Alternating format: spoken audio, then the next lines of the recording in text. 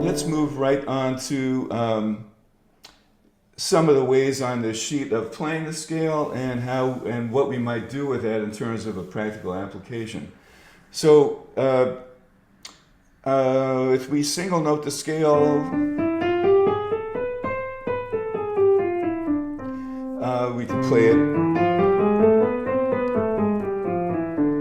And the third way is playing the first and the third line in contrary motion, like that. Now, that's not the toughest thing in the world for most people to do, but what I would like to add to that is when you're playing it, even in the basic up and down the scale, what I want you to be thinking to yourself is if you're on a note of the sixth chord or a note of the diminished.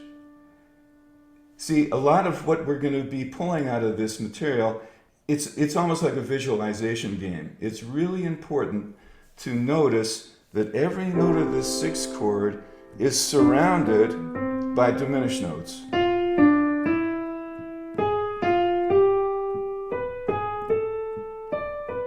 And that's a very good way to practice the scale also.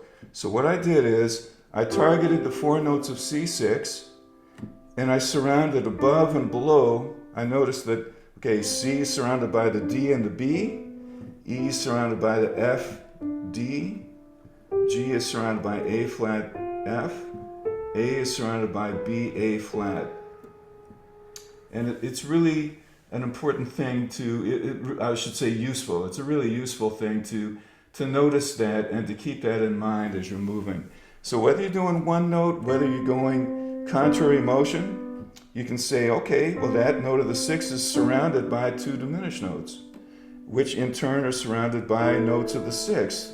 And then you can fill in all the notes if you want as you go, which are surrounded by diminished notes. And then I can fill in the other diminished notes, which is surrounded by notes of the sixth.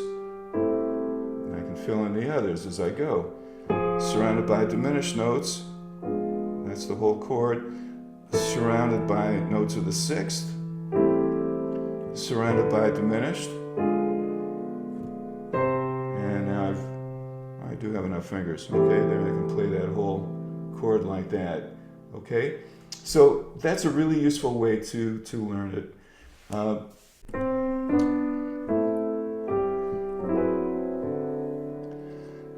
What we're going to start doing from there is building little chord movements.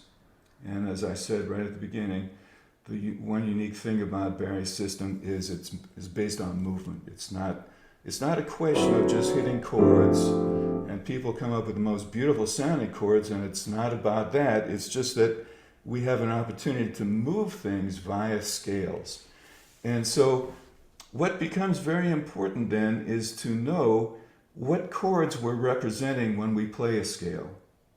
So to get at this, I'm going to ask you to flip to another sheet that I sent. This one is called, it's got a chart on it, and it's just entitled Common Chord Types and Applying the Sixth-Diminished Thinking. So this is kind of a consolidation. For me, I find it a useful thing to think about. The first column shows the typical chord symbols that you see on a chord chart, for instance. So we have C major, which can be represented by about 7 different chord symbols, whether it's a circled 7, a triangle 7, MAJ 7, capital M 7, etc., or just plain C.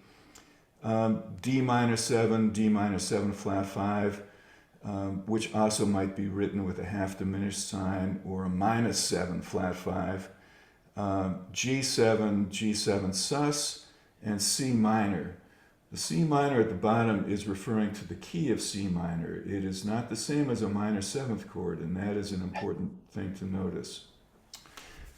Okay, take a look at what's corresponding on the other side of the chart to those chords.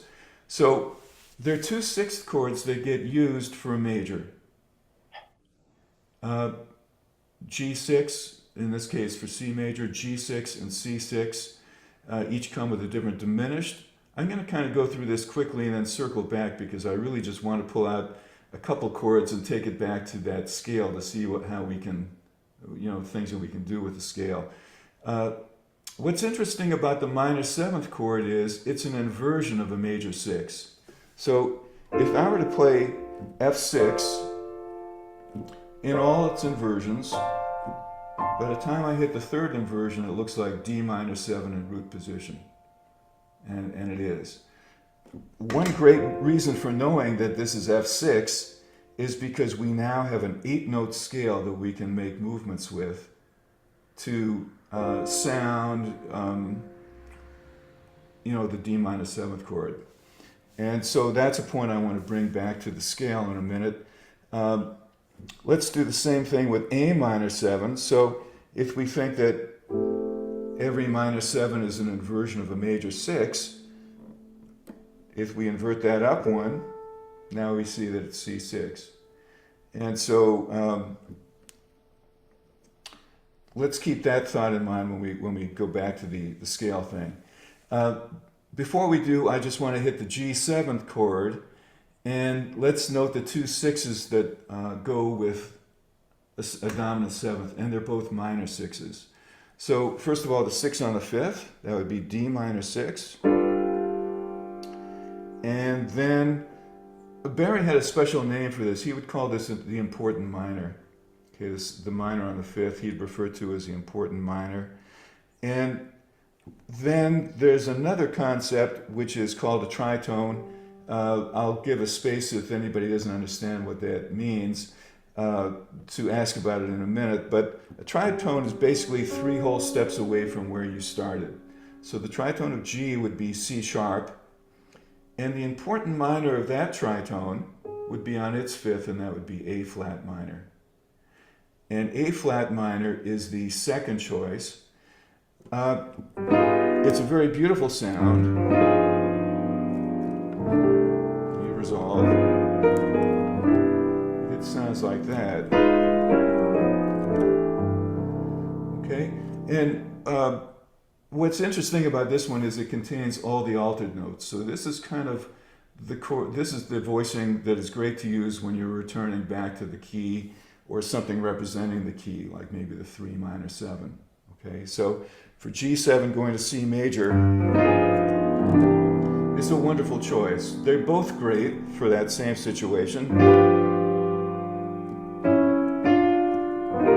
You can even play one into the other like that, and then resolve. But the one on the 5th can be used all the time. So in other words, D minor 6 for G7, you can use it regardless of where the dominant chord is going to in the progression. The tritones minor, or in this case that A flat minor 6, really is best used when you're resolving. So if G7 is going to C major or C minor, for instance. Okay. So part of that has to do with the general rule of substitution, which says the ear will take a lot of abuse or put up with a lot of stuff as long as you resolve correctly.